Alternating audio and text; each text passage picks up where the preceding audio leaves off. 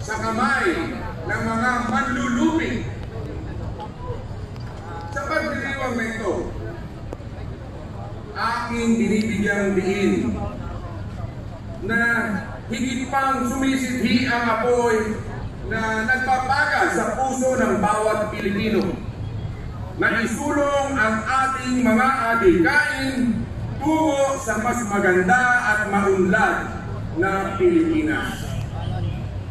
Sa parehong diwa ng pagkakaisa na naging sandigan ng ating tagumpay noon at pundasyon ng pamumuno ni Pangulong Ferdinand Bongbong Marcos Jr. ngayon, akin pong hinihikayat ang bawat isa na makilahok sa kasalukuyang pagsisikap at pagsikat tungo sa bagong Pilipinas.